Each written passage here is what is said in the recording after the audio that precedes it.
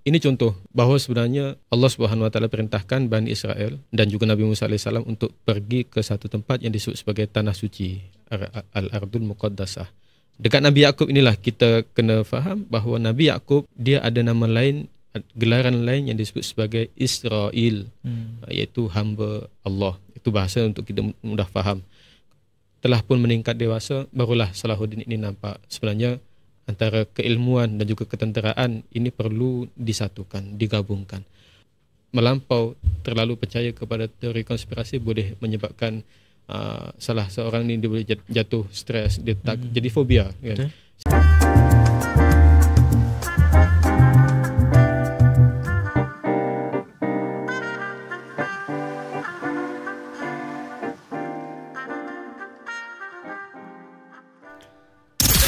Assalamualaikum warahmatullahi wabarakatuh. Saya ucapkan kepada semua pendengar dan penonton kita di semua platform. Bersama saya Muhammad Ikram Shah sebagai moderator anda pada hari ini. Jadi pada hari ini podcast kita akan membincangkan tentang tajuk-tajuk yang menarik, satu tajuk yang sangat penting. Jadi sebelum kita pergi kepada tajuk tu, saya perkenalkan dulu. Bersama saya pada hari ini adalah seorang penulis yang akan meningkat naik, yang sedang meningkat naik, Ustaz Ahmad Khair Razikin. Apa khabar Ustaz? Alhamdulillah. Baik, siap. Okay. Mungkin Ustaz boleh perkenalkan diri sikit. Baik. Jadi Assalamualaikum warahmatullahi wabarakatuh. Selamat datang kepada sahabat-sahabat para penonton dan juga pecinta buku dan majlis ilmu. Jadi nama saya Ahmad Khairul Razikin, berasal daripada Surabaya, Indonesia, dan pernah belajar di beberapa tempat lah, termasuk juga di mula-mula dulu di Pondok Pesantren Al-Anwar di Surabaya, kemudian berpindah ke Pasir Mas, Kelantan, masuk ke sekolah agama, sekolah SMU, Sekolah Menengah Ugama Arab, SMUA kan, dekat Al-Ulum di Padang Embun, Tendung, dan kemudian sambung ke Mak Muhammad di Pasir Mas, kemudian dindong-dindong masuk ke Darul Quran Jakim,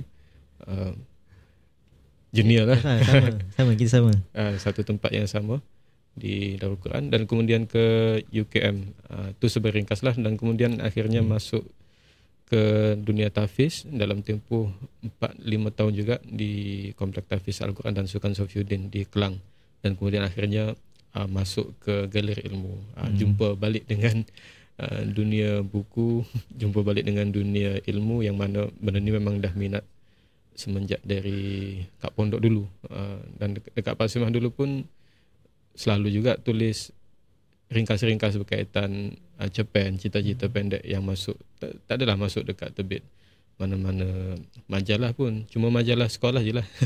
Kan setiap tahun ada majalah kan, so terbitlah kat situ, hantar karya kat situ, itu seberingkas lah. Okay, jadi seperti yang penonton dengar, kita bawakan penulis kita pada hari ini daripada jauh, daripada Surabaya ya. Import. Kita import. Jadi bukan senang-senang kita nak dapat sesi macam ni. InsyaAllah. Jadi pada pagi ni kita akan bincangkan beberapa perkara lah. Tajuk kita pada pagi ini adalah Palestin, sejarah masa kini dan masa depan. Jadi dia ada satu timeline yang lengkap kan, Ustaz. Iaitu sejarah masa lalu, masa kini dan masa depan. Mesti kalau kita bincang contohnya sejarah Melayu, kita paling-paling boleh jauh kita pergi masa lalu, dan mungkin kita nak kaitkan dengan masa sekarang. Mungkin pelajaran kita dah boleh dapat. Tapi masa depan ni kita mungkin boleh secara teori lah, tapi kita boleh agak-agak boleh jangka ini yang terbaik. Tapi cerita Palestin ni kita memang pasti bentuk akan jadi. Betul. Benda yang memang dah termaktub di dalam wahyu kan. Dan kita yakin benda tu akan jadi. Jadi ni isu yang sangat penting lah. Dan saya rasa cerita-cerita macam ni kita mungkin kurang tahu, dan saya sendiri pun perlu banyak belajar lagi berkenaan topik ni lah. Jadi kita akan bincang seperti buku yang Ustaz Ahmad tulis, Trilogi Palestin. Jadi ada 3 buku, dan 3 buku tu kalau saya boleh yang saya faham Yang pertama adalah berkenaan peranan Palestin sebagai bumi para nabi. Kan? Bumi Palestin ni jadi tempat para nabi. Ada beberapa nabi sebenarnya rupanya ramai daripada Palestin. Dan kemudian zaman penjajahan yang dibebaskan oleh Salahuddin, dan seterusnya akhir sekali adalah peristiwa yang bakal berlaku masa di tanah Palestin nanti. Okay. Jadi kita pergi pada bahagian pertama, Palestin sebagai bumi wahyu. Boleh Ustaz jelaskan kenapa Palestin ni dia disebut sebagai bumi yang diberkati dalam Quran? Okey, baik. Berkaitan tentang Palestin sebagai bumi yang diberkati dalam Al-Quran. So yang pertamanya kita kena fahamlah, maksudnya perkataan Palestin itu sendiri kalau disebutkan secara jelas dalam Al-Quran memang tak adalah.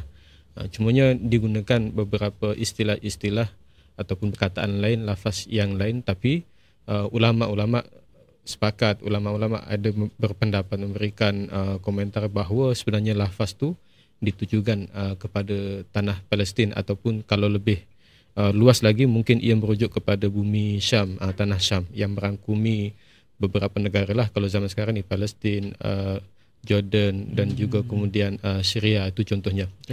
Jadi salah satu contoh kalau kita tengok dalam surah Al-Maidah, tak silap saya ayat yang ke-21, ketika mana Nabi Musa AS berjaya bebaskan Bani Israel daripada kezaliman Fir'aun. So kalau cerita ni panjang sebenarnya berkaitan Bani Israel dekat Mesir ni. Nanti kita akan ceritakan juga.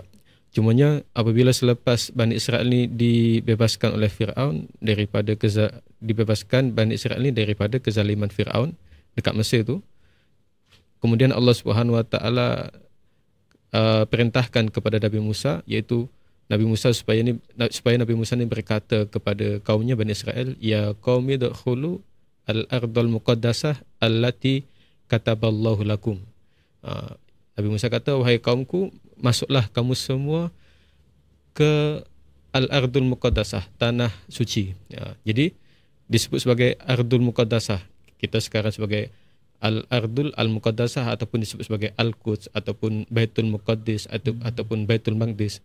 Ini istilah-istilah yang hampir samalah. Ia merujuk kepada satu tempat yang disebut sebagai Baitul Maqdis tadi tu, Baitul Muqaddis, Baitul Maqdis tadi.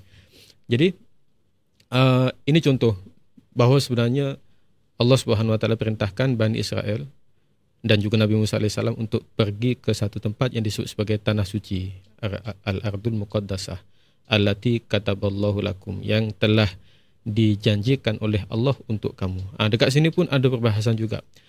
Adakah betul ungkapan ataupun orang kata klaim yang disebutkan oleh Bani Israel, termasuklah orang-orang Yahudi pada sekarang ni, termasuklah gerakan Zionis Israel, yang mana mereka katakan bahawa Palestin ini sebenarnya ialah tanah yang dijanjikan, the promised land, maksud tanah yang dijanjikan.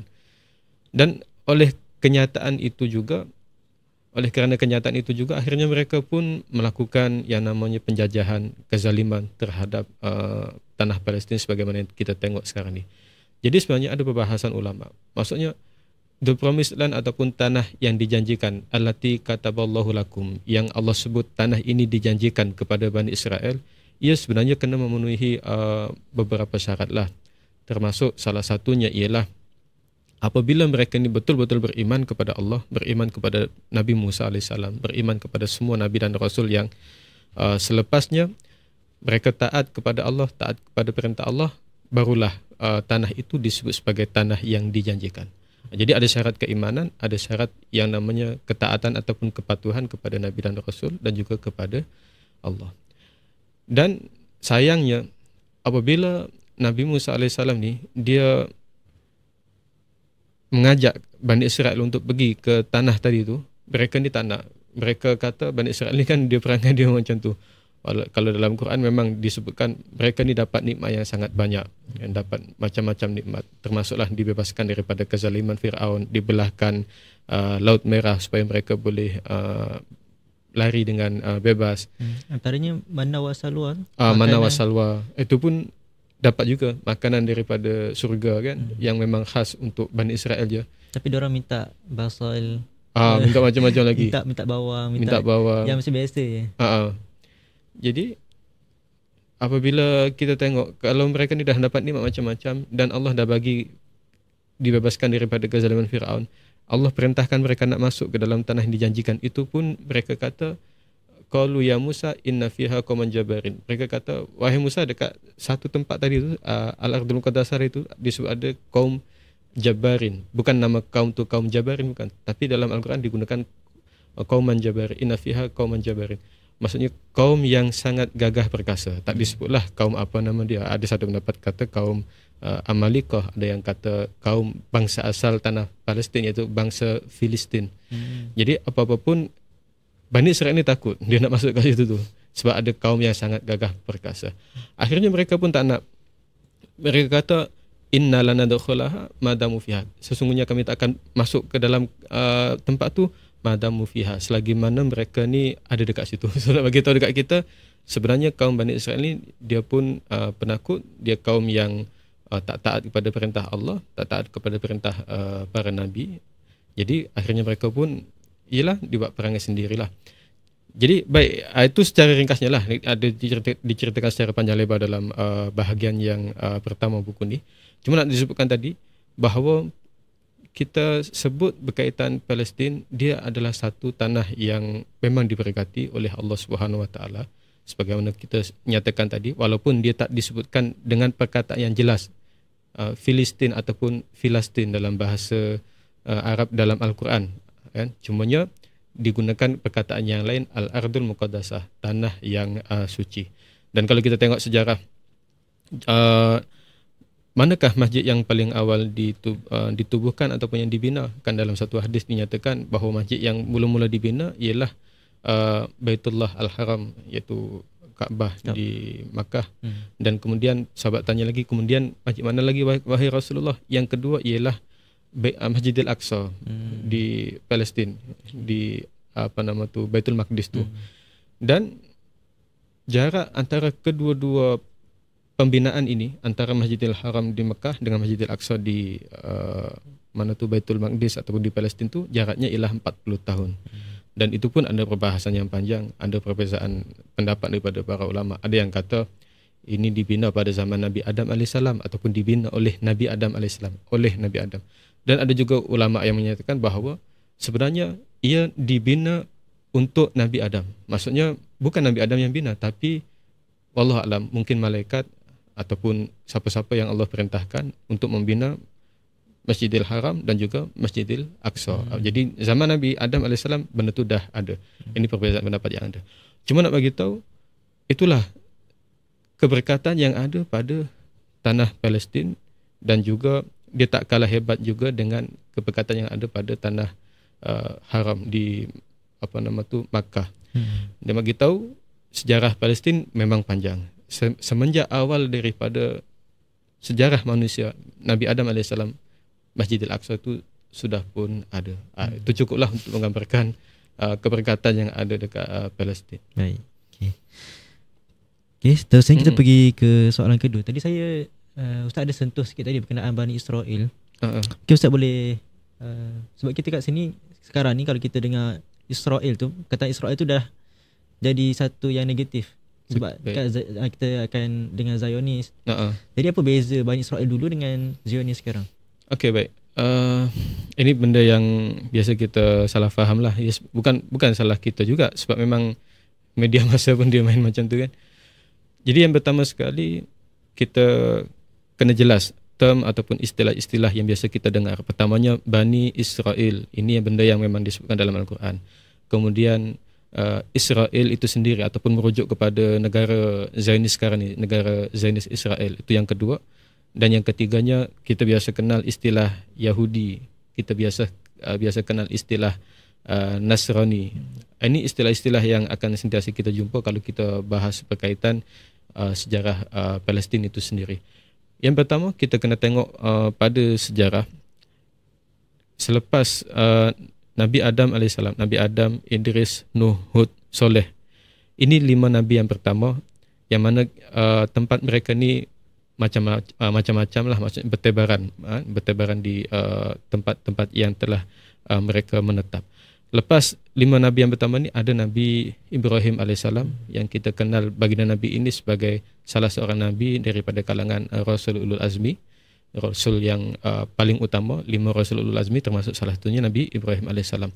Dan gelaran yang ada pada Nabi Ibrahim alaihissalam antaranya Khalilullah, kekasih Allah ataupun orang yang sangat dikasihi oleh Allah, dan yang keduanya ialah antaranya juga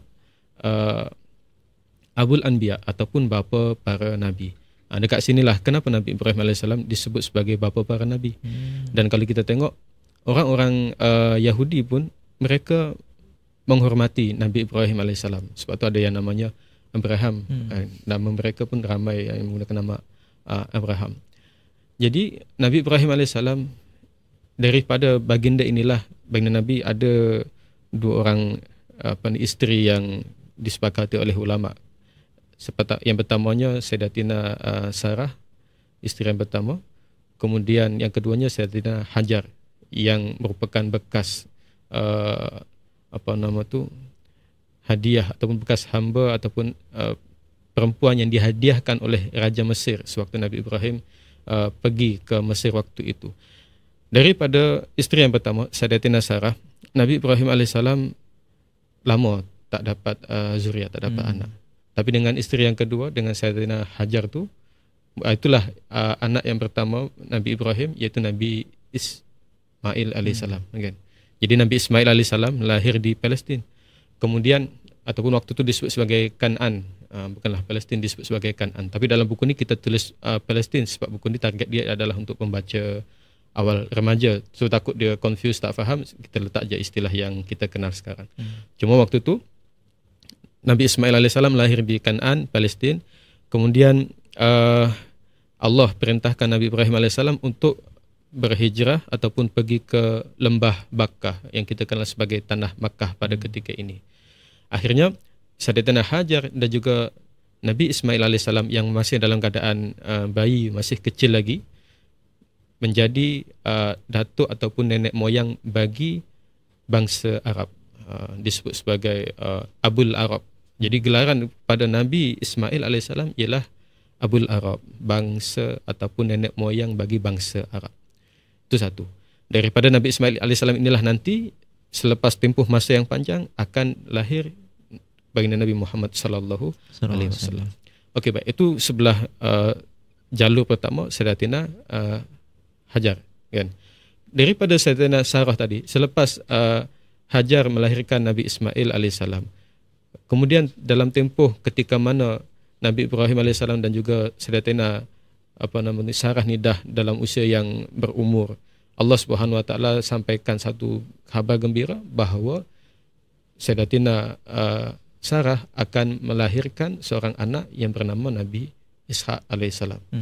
Ishaq tadi Ismail, yakni Ishaq. Kalau nak senang ada permulaan is. Okey, daripada Nabi Ishaq alaihissalam inilah nanti lahirnya Nabi Yaqub alaihissalam.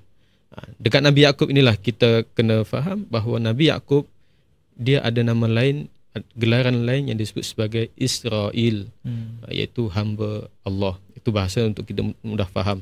Kalau dalam bahasa Arab ni Abdullah, kan? Abdullah, hamba Allah.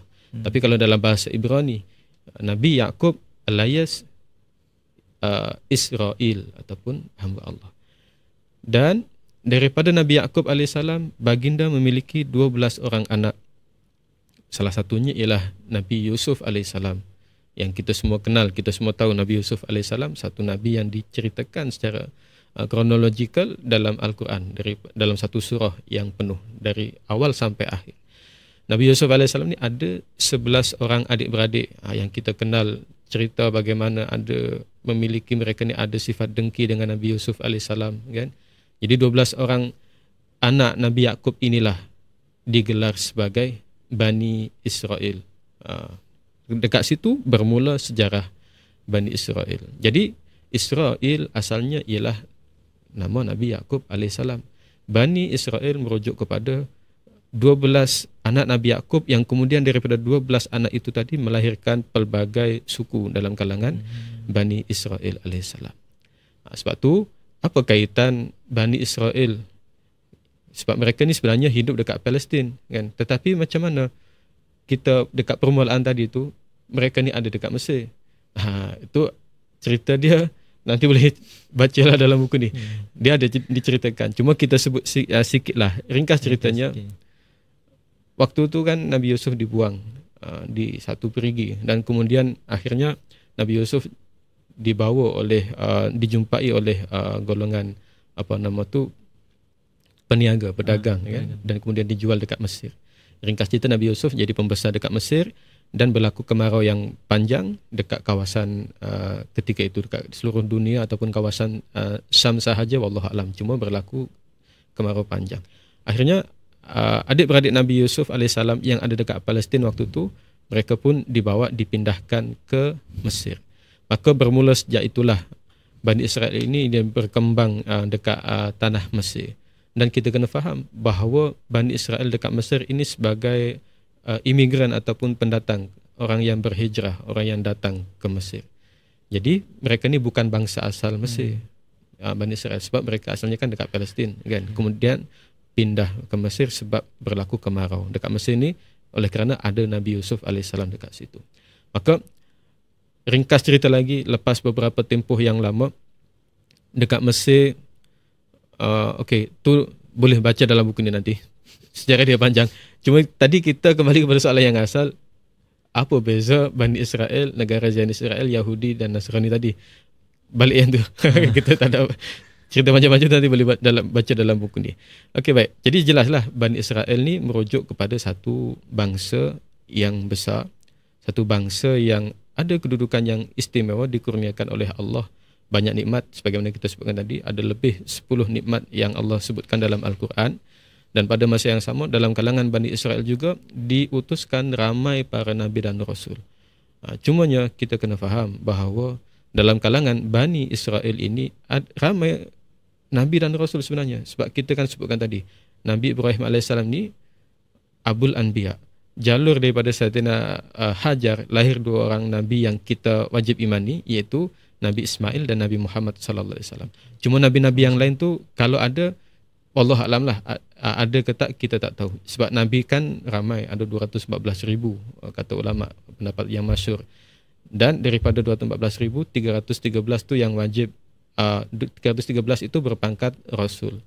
Manakala yang wajib kita imani secara terperinci hanya 25 sahaja. Jadi daripada 25 nabi tu, jalur Sayyidina Hajar dua je yang ada, Nabi Ismail dan juga Nabi Muhammad sallallahu alaihi wasallam.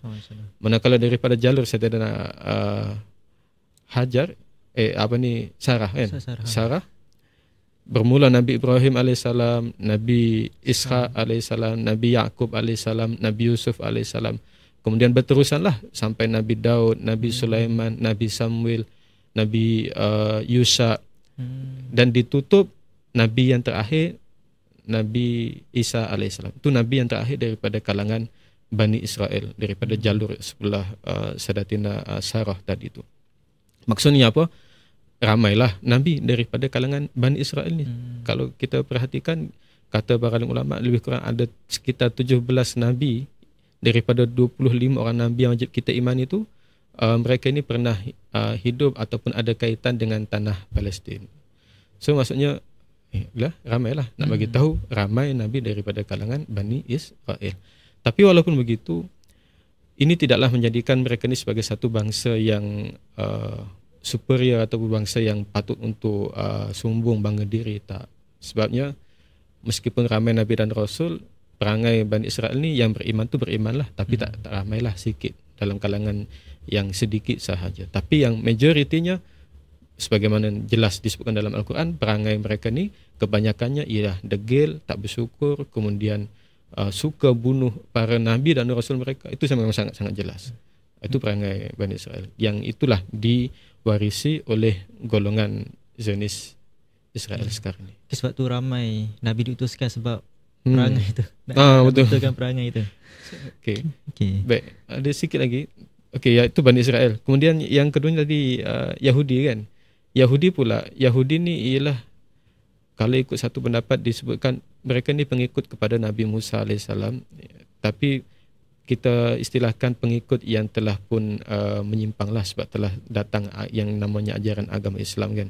Jadi, sebab semua nabi dan rasul ni dia mengajak kepada mengesahkan Allah Subhanahu Wa Taala. Tak ada satu pun nabi yang ajak untuk suruh sembah kepada berhala ke apa semua, tak ada. Itu orang Yahudi. Dan juga satu lagi Nasrani. Nasrani merujuk kepada pengikut Nabi Isa AS. Sebab Nabi Isa AS ni lahir di Baitul Laham ataupun Bethlehem kalau istilah bahasa Inggeris dia, dan kemudian membesar ataupun membesar di satu tempat nama dia Nazareth dekat Palestin. Oleh kerana membesar dekat Nazareth, jadi pengikut Nabi Isa AS disebut sebagai kaum Nasrani.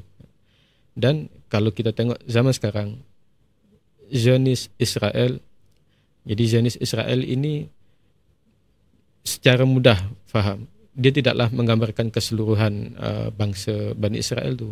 Sebabnya kalau Zionis Israel, kita mudah faham Zionis Israel ni nanti mungkin kita boleh masuk pada sejarah dia macam mana.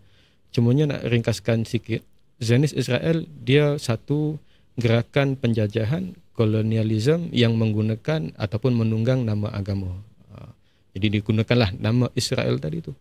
Sebenarnya nama Israel ni nama yang baik, hamba Allah, Abdullah, nama Nabi Yaqub alaihissalam, tapi digunakan sebagai nama negara penjajah, iaitu negara Israel. So kita nak clear, maksudnya supaya kita ni adil dan tidaklah orang kata sebut je nama Israel terus tergambar perkara yang jahat-jahat. Itu tak salah, memang betul Zionis Israel sekarang ni yang itu yang nampak dekat wujud kepala kita macam ni sekarang ni, macam itulah, itu yang jahatnya. Tapi kalau kita buka dalam Al-Quran, kalau disebut nama Nabi Yaqub alaihissalam, Nabi Yaqub ini alias Israel, tiba-tiba kita terkejut. So itu yang kita perlu perbetulkan sikit. Tak salah sebab memang itu realiti yang kita hadapi kan. Cuma nak bagi tahu asal perkataan Israel itu sebenarnya ialah perkara yang baik, merujuk kepada Nabi Yaqub alaihissalam. Cuma oleh kerana disalah guna, maka kita nampak benda itu sebagai benda yang jahat. Allah Allah. Okay. Jadi bila kita sebut, kalau kita sebut Israel sekarang ni, contoh kita Israel jahat, kejam dan sebagainya, tu maksudnya tak ada masalah. Boleh, tak ada masalah kan? Sebab memang rujuk kepada Zionis, negara yang memang sedia jahat tu. Biasa kalau kita sebut Bani Israel, kita akan sebut Bani sekali. Bani Israel, betul. Kalau sebut Bani Israel, kita sedia maklum lah, perangai dia memang sebagai yang disebutkan dalam Quran, tak bersyukur, suka bunuh Nabi apa semua, itu sedia maklum. Tapi jangan kita sangkal bahawa ada fakta ramai Nabi dan Rasul itu diutuskan daripada kalangan mereka. So maksudnya biarlah pandangan kita tu adil. Maksudnya mana yang jahat tu kita kata jahat, tapi pada masa yang sama mana yang baik tu diutus ramai Nabi daripada bangsa Bani Israel. Itu bukanlah bermaksud kalau macam tu Nabi-Nabi ni jahatlah. Tidak. Kan? Bukan Nabi itu yang jahat. Jadi yang salah ni ialah merujuk kepada kesalahan orang-orang yang betul-betul jelas-jelas salah, itu salah lah. Cuma para Nabi dan Rasul ini, mereka ni tidaklah salah. Bahkan mereka ini utusan Allah yang terpilih, yang maksum. Baik. Okay. Jadi kita tadi dah sentuh tentang tanah Palestin, tentang Bani Israel. Dan kita pergi pada buku. Ambil sikit buku. Baik. Kalau kita tengok kat sini, dia tulis kisah 13 Nabi di Palestin. Okey. Macam tadi daripada Nabi Ishak, terus kepada tu ada dalam buku 17 Nabi, betul? Betul. Daripada Nabi Ibrahim AS sampailah kepada Nabi Isa AS. Okay. Jadi itu kiranya semua adalah bangsa Yahudi, bangsa Bani Israel. Dikatakan sebagai bangsa Bani Israel. Maksudnya keturunan daripada Nabi Isa alaihissalam. Okey. Cumanya kalau ditanya kan dalam buku ni kenapa ada 13 nabi? Kenapa tak masukkan 17? Sebab buku ni cerita 13 je. Dia tak masukkan 17 ke semuanya. Sebabnya kita ambil nabi-nabi yang utama yang ada penceritaan dalam Al-Quran secara panjang ataupun ada sumber daripada hadis-hadis daripada para alim ulama yang muktabar. Kita tak masukkan cerita-cerita kalau berkaitan nabi yang jarang kita dengar contohnya. Kalau yang jarang kita dengar tapi benda tu ada sumber yang kita boleh rujuk yang muktabar, kita masukkan. Contohnya Nabi Samuel alaihissalam. Itu nabi yang jarang kita dengar kan. Kalau kita namakan anak kita dalam bahasa Inggeris apa? Samuel kan? Samuel. Samuel. Mungkin orang kata, ini nama mana pula? Nama barat ke apa? Sebenarnya ia merujuk kepada Nabi Samuel. Samwil. Kalau dalam bahasa Arab, sin, mim, waw, ya, lam. Samuel. Jadi Nabi Samuel ni adalah salah satu Nabi daripada kalangan Bani Israel yang hidup dekat Palestin juga. Ada diceritakan dalam ni sebab ia berkaitan dalam salah satu surah dalam Al-Quran. Tak silap saya juzuk yang kedua. Berkaitan hilangnya peti tabut. Kemudian Bani Israel ini mohon kepada Allah Subhanahu Wa Taala supaya diutuskan pemimpin. Jadi mereka memohon kepada Nabi Samuel supaya Allah hantar kepada mereka ni pemimpin untuk mereka pergi berjuang. Akhirnya diutuskanlah Talut kan, untuk melawan raja yang zalim iaitu Jalut. Itu panjanglah ada disebutkan dalam ni. Dan dekat situlah nanti Nabi Daud AS yang masih lagi kanak-kanak. Itu pun hebat juga. Nabi Daud AS ni bukan kanak-kanak, remaja lah. Kita sebut remaja ni ialah belasan tahun mungkin. Dialah Nabi yang waktu tu dalam pasukan Raja Talut tadi. Dan dialah Nabi ataupun remaja waktu itu yang berjaya mengalahkan Jalut. Dia gunakan satu alat pelontar. Dia lontarkan memang tepat kena dekat Jalut, raja yang zalim tadi. Akhirnya dia pun mati dan kalah. Jadi Bani Israel yang dipimpin oleh Talut tadi menang. Itu ada disebut dalam ni. Kemudian ada juga Nabi lain yang jarang disebutkan tapi ada sumber. Contohnya Nabi Yusha bin Nun alaihissalam. Nabi Yusha bin Nun alaihissalam diceritakan dalam ni adalah salah seorang Nabi yang menahan terbenamnya matahari. Ini cerita dia menarik lah. Dan itu pun disebutkan dalam hadis yang sahih riwayat Imam Ahmad. Jadi Nabi Yusha bin Nun meneruskan perjuangan Nabi Musa alaihissalam. Kan mula-mula kita cerita tadi, Nabi Musa ni bawa Bani Israel untuk lari daripada kezaliman Fir'aun dan akhirnya Allah lepas daripada kezaliman Fir'aun, Allah perintahkan mereka masuk ke Al-Ardul Muqaddasah allati kataballahu lakum, yang tanah suci yang telah dijanjikan oleh Allah kan. Jadi mereka tak nak. Apabila mereka tak nak ni, Allah sesatkan mereka ni dekat padang pasir. Ada dekat semenanjung Sinai. Ada yang menyatakan padang pasir Tih nama dia. Selama berapa lama? 40 tahun. Mereka merayu-rayu lah tersesat dekat padang pasir tu 40 tahun. Memang tak jumpa jalan. Kalau ikutkan daripada Mesir ke Palestin tu, straight lah. Jalan dia yang dekat lah. Yang tak jauh sangat. Tapi dekat tengah-tengah tu ada semenanjung Sinai. Dekat situlah mereka tersesat 40 tahun. Kenapa? Sebagai azab daripada Allah oleh kerana mereka ni tak nak masuk ke tanah suci tadi tu. Dekat situlah yang Ustaz sebutkan tadi, Allah turunkan manna, Allah turunkan salwa, makanan-makanan daripada syurga. Itulah makanan yang Bani Israel makan dekat tengah-tengah padang pasir itu selama 40 tahun. So maksudnya meskipun dihukum oleh Allah, mereka ni pun dapat juga nikmat daripada Allah Subhanahu Wa Taala. Sampai tahap macam tu. Jadi selama 40 tahun tu akhirnya generasi yang penakut, yang memang tak nak pergi berjuang, semua tu dah mati.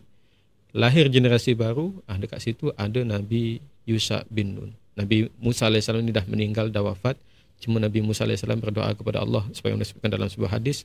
Nabi Musa berdoa, ya Allah tolong matikanlah aku dengan jarak satu lemparan batu daripada tanah suci itu. Jadi akhirnya Nabi Musa pun tak sampai masuk Palestin pun, tapi dekatlah. Ada dekat kubur Nabi Musa, ada dekat sempadan nak masuk ke tanah Palestin waktu itu. Dan akhirnya Nabi Yusha bin Nun pun teruskan perjuangan Nabi Musa AS. Macam mana? Apa sebab dia boleh tahan matahari tu? Kenapa Nabi Yusha bin Nun minta kepada Allah supaya Allah tahan terbenamnya matahari? Nah, kalau lebih lanjut boleh baca buku, beli buku ni dan baca. Okey. Jadi 13 nabi dalam buku ni bukannya semua yang dalam 25 nabi tu? Bukan. Okay. Maksudnya 13 ni pun ada campuran selain daripada 25 nabi yang wajib kita imani tadi. Sebahagiannya ada dalam ni, dan kemudian kita tambahkan 2 lagi, Nabi Yusha dan juga Nabi Samuel. Sebab ni ada sumber rujukan daripada Al-Quran, daripada hadis. Jadi kita buat penceritaan tu senang kan? Tapi penceritaan tu dalam buku ni, kalau yang berkaitan Nabi yang buku pertama ni, kita sekadar penceritaan, penyampaian je. Dari segi percakapan ke ataupun perbuatan, semua tu tak ada tokoh tambah. Kita memang ketat, maksudnya memang ikut teks, ikut nas betul-betul. Cuma mungkin olahan dari segi ayat, nak dapatkan situasi supaya anak-anak muda kita, pelajar-pelajar ni, dia baca tu ada rasa ikut serta, ada turut merasai perasaan, itu je yang kita olah. Tapi dari segi percakapan para nabi, perbuatan mereka, itu semua kita kekalkan, tak ada tokoh tambah apa-apa. Masya Allah. Saya rasa kita dah selesai untuk buku satu. Saya banyak lagi boleh dikupas. Banyak, saya rasa, tapi kalau tak sempat, saya pun rasa tak puas dengar. Kalau nak baca ni nanti lebih ni boleh tengok dalam buku tu. Belilah buku ni dan ketahui semua kaitan dengan 13 Nabi di Palestin. Seterusnya kita pergi ke buku yang kedua. Buku ni bertajuk The Saviors. Bagaimana ditunjukkan akidah adalah asas kepada pembebasan Palestin. Jadi mungkin Ustaz boleh kupaskan sedikit kaitan akidah dalam buku ni? Okey, baik. Dalam buku yang kedua The Saviors, kita dekat situ kita ceritakanlah berkenaan siapakah para pembebas di bumi Palestin ini. Ada 3 tokoh utama. Pertamanya itu baginda Nabi Muhammad sallallahu alaihi wasallam, kemudian Sayyidina Umar Al-Khattab radhiyallahu an, dan juga Salahuddin Al-Ayyubi. Ini 3 tokoh utama. Dan berkaitan akidah, ini merupakan satu perkara yang penting. Dan sebagaimana kita sebut pada awal tadi, sebenarnya tanah Palestin ini ialah tanah yang berakidah Islam. Kalaulah orang kata itu ialah tanah yang dikongsi antara agama Yahudi, kemudian agama Nasrani dan juga Islam. Kalau kita tengok dari sudut pada zaman sekarang, dari sudut toleransi beragama lah, ya betul, itu tanah yang dikongsi oleh 3 agama besar. Tapi kalau kita tengok dari sudut yang lebih terperinci, dari sudut akidah pula, adakah ketiga-tiga agama ini agama yang benar? Kalau kita Inna dina indallahi Islam, agama yang diredai Allah ialah Islam, dan para nabi dan rasul mereka semua bawa agama Islam. Tapi macam mana boleh lahir Yahudi dan Nasrani? Itu bukan salah Nabi Musa AS, bukan salah Nabi Isa AS, tapi salah kaumnya yang telah pun menyimpang daripada ajaran yang benar. Kan? Nabi Musa ajak seru ataupun menyuruh kepada mengesahkan Allah. Selepas baginda wafat, adalah yang telah memalsukan agama itu, merubah kitab-kitab suci dengan perkataan mereka. Nabi Isa AS pun sama, menyeru kepada Allah. Tapi selepas Nabi Isa AS diangkat ke langit, akhirnya pengikut-pengikut Nabi Isa AS yang menyimpang, yang menyeleweng, mereka pun palsukan kitab Injil apa semua tu. Jadi hakikatnya dekat Palestin sebenarnya yang sebenar-benarnya lah, hakikatnya sejatinya ialah hak milik umat Islam, orang yang beriman kepada Allah Subhanahu Wa Taala, bukan orang lain, bukan orang yang tidak beriman, termasuklah Yahudi ataupun Nasrani. Jadi kalau kita baca perihal Palestin, memang kita akan nampak 2 sudut pandang tu. Sekejap kata bumi Palestin ni hak milik Islam, kemudian sekejap lagi kata bumi Palestin ni hak milik 3 agama besar dunia. Kena tengok pada konteks yang betul. Kalau tengok hakikat, betul hakikatnya ialah Islam. Semua nabi Islam, cuma dilengkapkan, disempurnakan pada zaman baginda Nabi Muhammad sallallahu alaihi wasallam. Kalau kita tengok dari sudut 3 agama tadi, bolehlah kita terima kalau dari sudut kita ni nak bertoleransi, oleh kerana memang dah ada pun orang-orang yang menyimpang ni, Yahudi dan Nasrani ni. Tapi selagi mana mereka ni tidak melakukan kekacauan, boleh tunduk kepada pemerintahan Islam, boleh je, tak masalah. Cuma yang jadi masalah sekarang ni, mereka telah pun melakukan kekacauan, merampas harta, merosakkan rumah, merampas tanah yang ada dekat Palestin. Jadi kesinambungan akidah ini merupakan kesinambungan. Sebab tu kenapa cerita Nabi Muhammad sallallahu alaihi wasallam tak masuk dalam buku pertama? Kita letak buku yang kedua, The Savior, sebagai penyelamat. Sebab baginda Nabi memang bukan hidup dekat Palestin, baginda Nabi lahir dekat Makkah, hidup dekat Makkah, dekat Madinah, tapi berlaku satu peristiwa besar, iaitu Isra' Mi'raj, yang mana daripada Makkah pergi ke Baitul Maqdis, kan. Dan pada masa yang sama nak buktikan bahawa Islam ini ialah agama yang diredai, kesinambungan daripada agama-agama ataupun kesinambungan daripada nabi-nabi sebelum ni. Baginda Nabi Muhammad sallallahu alaihi wasallam jadi imam, dan di belakang baginda Nabi itu ialah para nabi dan rasul yang terdahulu. Dekat mana? Dekat Baitul Maqdis. So ini satu tanda, satu bukti bahawa Baitul Maqdis ialah hak milik umat Islam, tanah wakaf bagi umat Islam. Itulah. Dan kemudian disambung lagi oleh Saidina Umar, disambung lagi oleh Salahuddin. Semuanya berjuang bebaskan Baitul Maqdis itu berdasarkan kepada akidah yang betul, akidah Islam, mengesahkan Allah Subhanahu Wa Taala. Wallahu a'lam. Okey, baik. Bila sebut tentang Salahuddin Al-Ayyubi ni, kalau saya boleh share sikit apa yang saya baca daripada buku Rahsia Kejayaan Generasi Salahuddin. Jadi tokoh macam Salahuddin Al-Ayyubi ni dia tak muncul daripada tiba-tiba. Betul. Dia sebenarnya daripada zaman dulu lagi. Iaitu masa tu ada Imam Al-Ghazali yang fokus pada keilmuan. Betul. Kemudian Nuruddin Az-Zanki yang fokus pada ketenteraan, dan Syekh Abdul Qadir Al-Jalani yang fokus pada kerohanian, tasawuf. Kemudian barulah setelah masyarakat masa tu dibangun dengan ketiga ilmu tu, barulah lahir seorang Salahuddin Al-Ayyubi. Betul. Jadi mungkin Ustaz boleh kongsikan macam mana dalam strategi seorang Salahuddin Al-Ayyubi dalam membebaskan Baitul Maqdis. Okey, baik. Ini sangat menarik sebab kita memang berdasarkan kepada fakta dan juga kajian. Jadi dalam buku yang kedua ni, The Saphir ni, turut diceritakan bagaimana Salahuddin Al-Ayyubi boleh membebaskan Baitul Maqdis yang sebelum itu berada di bawah jajahan tentera salib, orang-orang Kristian daripada Eropah.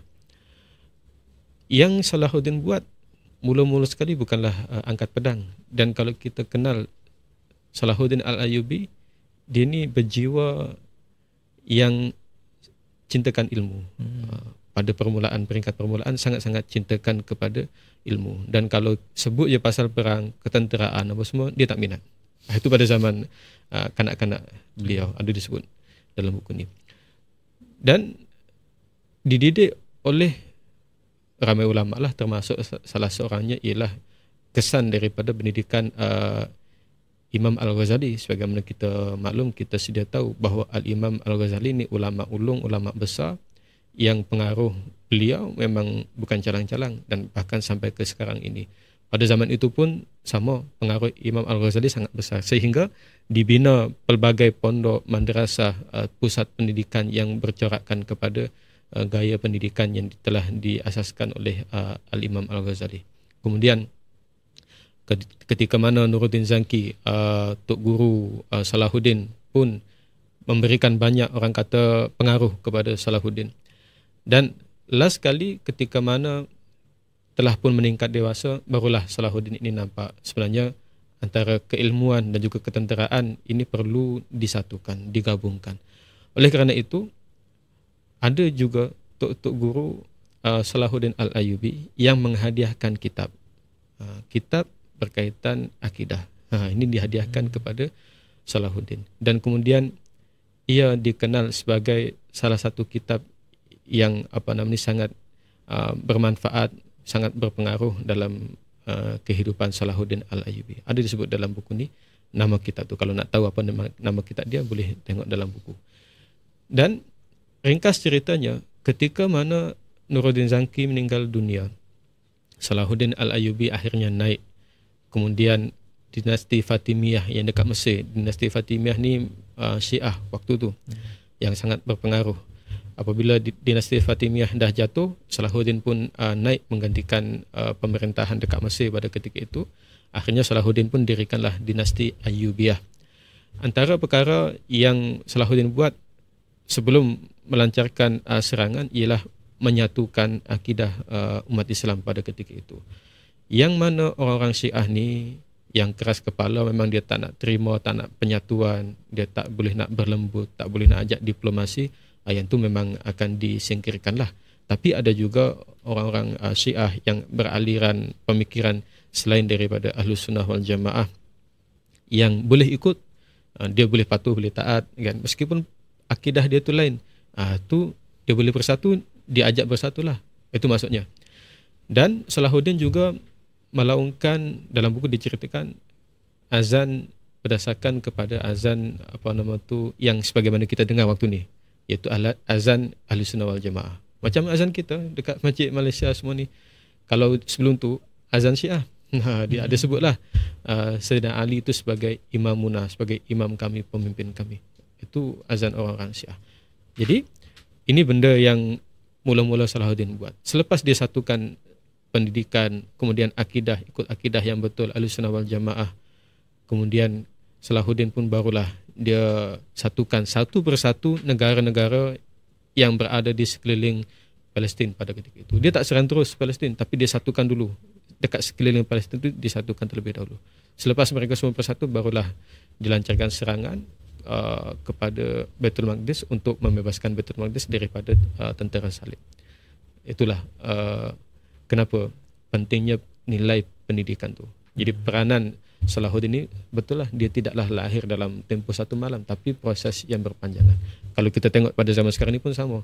Dia perlu bermula dengan pendidikan, dengan akidah yang betul, kemudian barulah kita boleh satukan semua umat Islam. Kalau semua dah bersatu, baru insya-Allah boleh timbul yang namanya kemenangan yang dijanjikan oleh Allah. Allah Allah. Okey, baik. Saya cukup untuk buku yang kedua. Kita pergi ke buku yang ketiga, iaitu berkenaan Final Battle, perlawanan Nabi Isa menentang Dajjal. Okay. Jadi adakah betul yang macam yang mungkin saya pernah dengar, Nabi Isa akan bertemu, akan berlawan dengan Dajjal di Palestin? Baik. Dan kalau betul, kat mana tempatnya?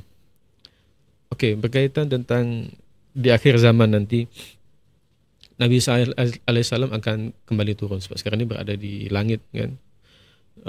Akan turun di Menara Putih di Damsyik ataupun Syria pada ketika ini. Pada waktu Nabi Isa AS turun ni, ketika itu pada zaman pemerintahan Imam Mahdi. Jadi Imam Mahdi ni satu nama ataupun satu gelaran. Nama sebenar ialah sama sebagai nama baginda Nabi Muhammad sallallahu alaihi wasallam, iaitu Muhammad bin Abdullah, dan daripada kalangan bangsa Quraisy juga, dan lahir di Madinah. Tetapi nama Imam Mahdi ini satu gelaran. Jadi Imam Mahdi itu bukanlah nama. Kalau katakan ada orang nama dia Imam Mahdi, itu bukan Imam Mahdi yang sebenar lah. Cumanya kita tak nak elakkan kontroversi dalam bab tu. Jadi Imam Mahdi ni gelaran je. Nama sebenar ialah Muhammad bin Abdullah. Pada zaman tersebut, selepas Imam Mahdi ni dia meraih kemenangan melawan tentera-tentera kufar, dunia dalam keadaan yang boleh dikatakan dah aman. Kemudian Imam Mahdi jadikan pusat pemerintahan beliau itu di Baitul Muqaddis dekat Palestin. Jadi kalau kita tengok, Palestin ni sebenarnya ada satu garis merah yang boleh kita tarik daripada zaman awal pemerintahan ataupun pada zaman awal kemanusiaan sampailah sebelum berlakunya hari kiamat. Dia ada semua perkara-perkara besar yang berlaku dekat Baitul Muqaddis ataupun kat Palestin ni. Selepas menjadikan Baitul Muqaddis sebagai tempat pemerintahan Imam Mahdi, ketika itulah munculnya Dajjal, satu fitnah yang baginda Nabi sebut fitnah yang paling besar yang tak pernah berlaku sepanjang zaman manusia. Daripada Nabi Adam AS sampailah zaman sekarang ni, fitnah, ujian, cabaran paling besar fitnah Dajjal. Jadi Dajjal turun pada ketika itu. Nanti ketika mana Dajjal ni dah menyebarkan ilusi, penipuan, manipulasi dia tu, Nabi Isa AS juga akan turun. Dan mereka nanti akan bertembung di satu tempat yang disebut sebagai Babul Lut, yang ada dekat Palestin. Kalau kita tengok, buka Google Map pun sekarang, cari Babul Lut, B-A-B-L-U-D, Bab Lut, pintu Lut. Kalau kita terjemah dari sebagai pintu Lut, itu ada satu pintu gerbang lama. Dekat situlah nanti dinyatakan bahawa Nabi Isa AS akan bunuh Dajjal. Macam mana caranya? Nanti boleh tengok dalam buku, ada disebut. Sebab dalam hadis ada dinyatakan bagaimana Nabi Isa AS boleh ataupun berjaya membunuh Dajjal. Allah Alam. Okay. Jadi bila sebut pasal Imam Mahdi ni, macam kalau kita tahu Imam Mahdi dah muncul, adakah macam kita kat Malaysia kita kena pergi ke Palestin ke, ataupun macam mana? Wallahualam. Sebab yang tu saya tak tak mengkaji terlalu dalam sangatlah. Cuma kalau dalam buku ni diceritakan bahawa nanti kemunculan Imam Mahdi ini akan diketahui oleh para alim ulama yang muktabar, yang mana mereka ini memiliki ataupun mendapat ilham daripada Allah Subhanahu Wa Taala. Mereka tak berpakat untuk melakukan perjumpaan dekat Makkah, tapi mereka ni memang pergi haji ke Makkah, dan akhirnya dekat Makkah ni berjumpa para alim ulama ni. Mereka dekat situ dapat ilham daripada Allah untuk cari yang namanya pemimpin yang mendapat petunjuk, ataupun dalam bahasa Arabnya Imam Mahdi tadi tu. Dia cerita setakat tu je, dan diceritakan tentang peperangan-peperangan, tentang berkaitan kita, bagaimana keadaan kita umat Islam yang berada di belahan negara-negara yang lain kan, yang dekat Malaysia ni kena pergi kat sana ke, atau pergi dekat mana ke, tak diceritakan. Sebab itu dia tak disebutkan dalam hadis. Cuma wallahualam lah, kok-koklah ada penceritaan ataupun pendapat daripada para ulama, yang tu saya tak tahu lagi lah. Wallahualam. Jadi Imam Mahdi tu, dia sebenarnya bukannya, cara kemunculan dia tu bukan dengan dia mengaku dia Imam Mahdi, tapi akan dipilih oleh para ulama yang pergi ke Mekah. Dia bukan mengaku. Kalau ada orang yang mengaku tu bukanlah tu. Okay. Sebabnya yang tahu tu para alim ulama. Dan Imam Mahdi sendiri ni pun, waktu permulaan kali pertama dinyatakan oleh para alim ulama yang sepakat untuk berhimpun tu, dia kata, awak ni lah pemimpin yang dinantikan. Dia kata, tak, bukan aku. Imam Mahdi sempat lari, sempat melepaskan diri. Dia tak nak untuk dibai'ah. Kemudian barulah untuk kali yang kedua tu, barulah Imam Mahdi setuju untuk dibai'ah, untuk dilantik sebagai pemimpin. So maksudnya bukan mudah, bukan senang. Yang boleh buat tu para alim ulama, beberapa orang, ada jumlah yang disebutkan, jumlah yang spesifik berapa orang ulama tu ada disebut dalam buku kan. Cumanya dia tidak semudah kita mengaku saya Imam Mahdi. Kalau tengok kat IC, nama saya Imam Mahdi. Betul lah tu nama kan. Tapi adakah awak ni sebagai pemimpin yang mendapat petunjuk daripada Allah? Tak semestinya. Baik. Jadi satu poin kita boleh belajar dari sini, perlunya kita ikut pada alim ulama. Betul. Alim ulama yang muktabar. Bukan kita ikut konspirasi, teori-teori ni. Sekali, okey, ni Imam Mahdi.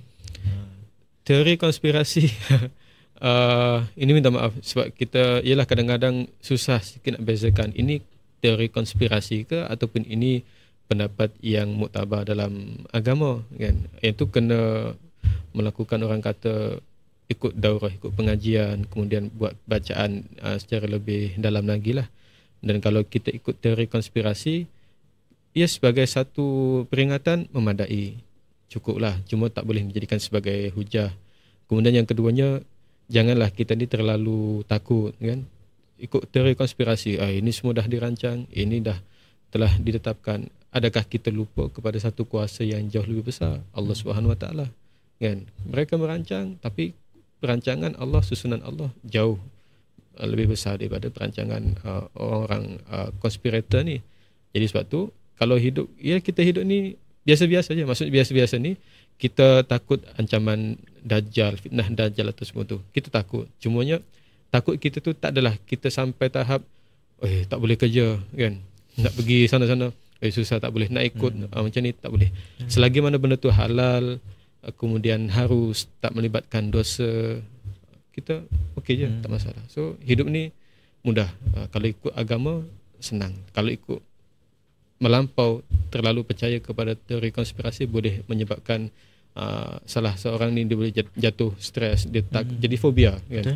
Sikit-sikit macam ni, sikit-sikit macam ni. So bahaya. Allah. Itu pentingnya tawakal, Ustaz.